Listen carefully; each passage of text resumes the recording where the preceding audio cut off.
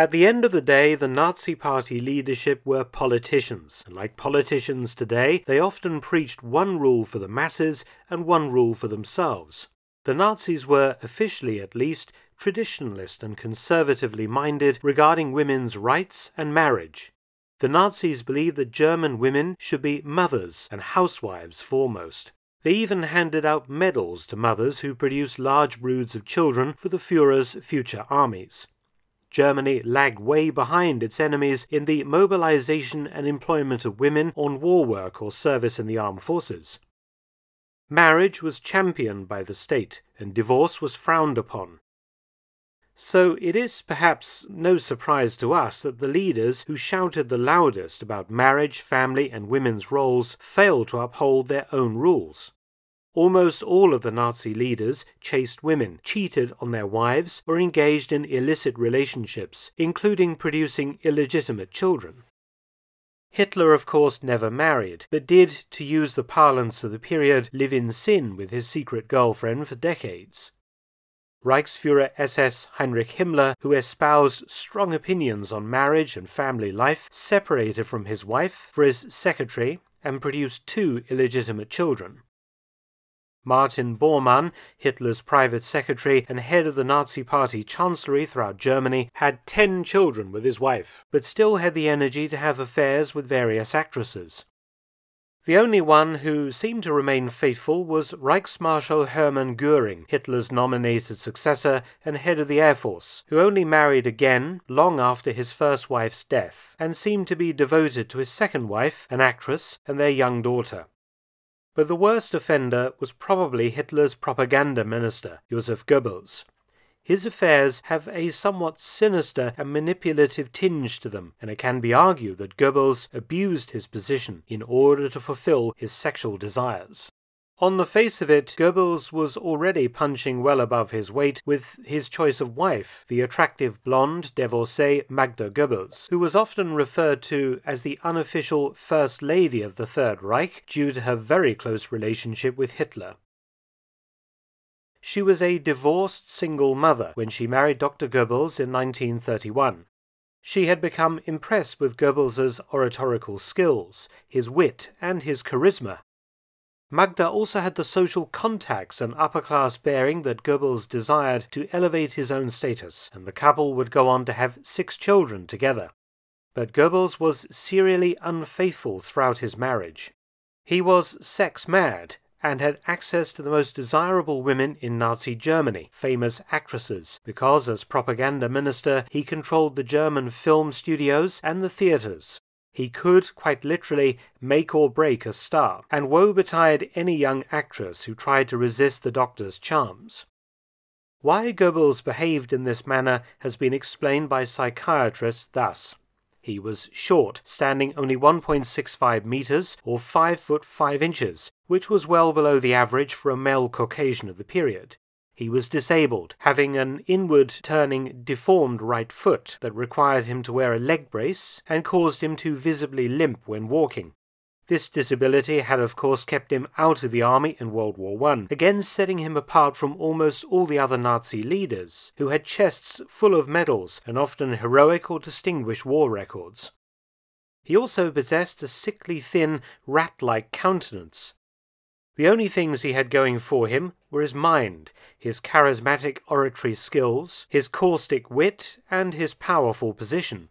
Goebbels was not liked by the other leaders or by his own staff. One of his nicknames, the Poison Dwarf, was quite apt, for he was thin-skinned, cold, dispassionate, and held grudges.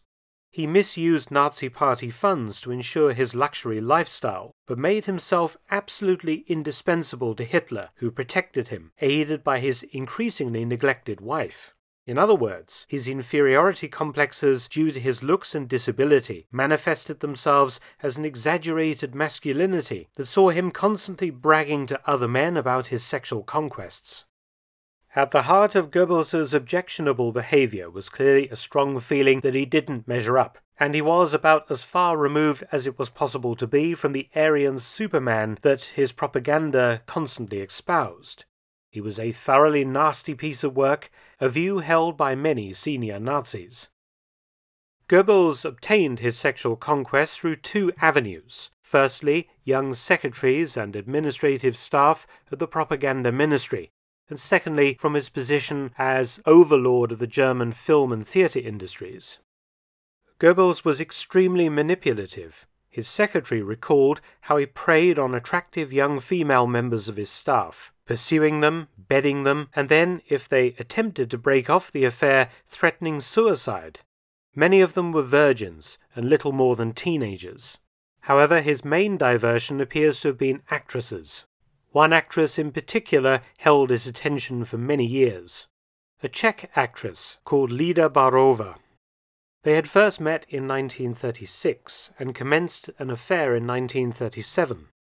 Magda Goebbels had found out about the affair and complained to Hitler in 1938, prompting the Führer to rebuke Goebbels and order him to stop the affair, particularly as Hitler was about to annex the Czech Sudetenland.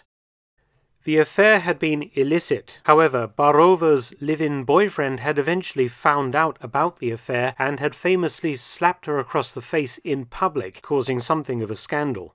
Barova herself was finished as an actress in Germany and was in fact labelled as a harlot. Goebbels' affair with Barova appears to have been quite consensual. However, that was not the case with all of them. Goebbels' then male secretary, Karl Hunker, who would later go on to be a powerful Gauleiter in the Nazi regime, had actually sided with Magda Goebbels over his boss's relationship with Barova and produced a list of 36 actresses and other stars that he knew Goebbels had had affairs with. And for good measure, Magda also had an affair of her own with Hunker. One of Goebbels' other nicknames, apart from the poisoned dwarf, was the Randy Goat of Babelsberg, a reference to the Babelsberg studios in Berlin, on account of his predilection for young actresses. He was given this nickname, supposedly, by the actress Baroness Irina von Meyendorff, who had famously rejected his advances. She was famous enough for her career not to be particularly damaged by this encounter, and in the post-war period she went on to marry British star James Robertson Justice.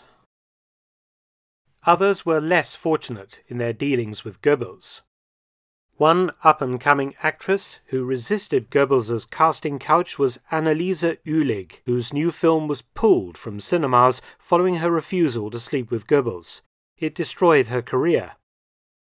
In fact, not all of the really established stars were safe from Goebbels. For example, Charlotte Thiele was blacklisted in 1944 after refusing Goebbels' advances, specifically in sending back an expensive gift. Goebbels used his lakeside villa at Borgensee, 25 miles north of Berlin, a 70-room mansion, to conduct many of his seductions of various actresses. At the end of the war, Goebbels positioned himself at Hitler's side, and indeed was the only Nazi leader to stay with Hitler to the very end, apart from Martin Bormann. Dr. Goebbels succeeded Hitler as Reich Chancellor after the Führer's suicide on the 30th of April 1945. He held this position for about 1 day. Realizing the situation was hopeless, he and his wife determined to die. They first poisoned their 6 children, and then Goebbels shot Magda Goebbels dead in the Reich Chancellery garden, and then shot himself. Thanks for watching. Please subscribe and share, and also visit my audiobook channel, War Stories with Mark Felton. You can also help to support both of my channels at PayPal and Patreon, details in the description box below.